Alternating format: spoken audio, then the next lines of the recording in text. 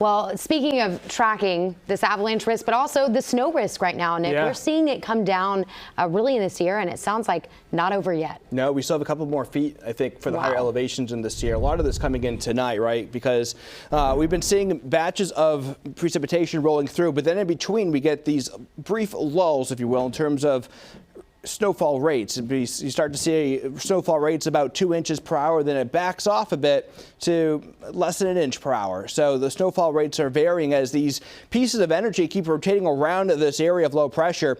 We did see some thunderstorm activity today across parts of the valley, some storms down to the south up toward Yosemite at this point.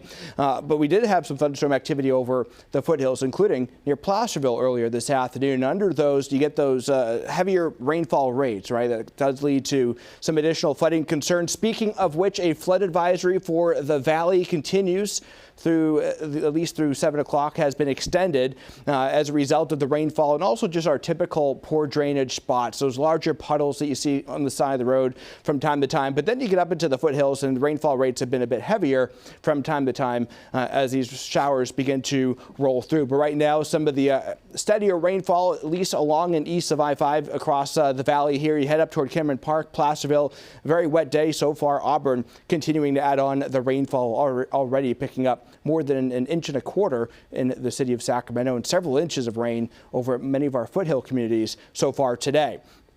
Further down to the south, thunderstorm activity continues to wind down, but if we had more sunshine today in between these breaks, we would have seen a lot more thunderstorms developing across the valley, which is a good thing that that's not the case because you don't have the very heavy rainfall rates that could cause problems. But the snowfall rates will pick up again this evening through tonight as that storm system continues to roll through.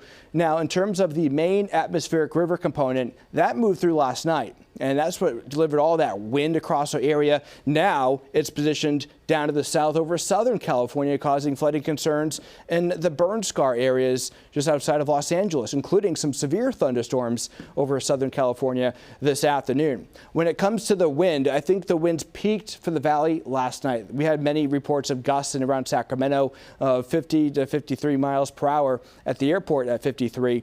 Nonetheless, the wind still gusting above 30 miles per hour, and it will stay breezy. We will have localized gusts still up to 45 miles per hour through this evening and through tonight. Forecast overnight, though, shows, again, more rounds of showers rotating across the valley. Snow coming down, very heavy snow over the Sierra overnight. By tomorrow, Valentine's Day, the valley starts to dry out. And I think we'll see mainly dry conditions through the afternoon.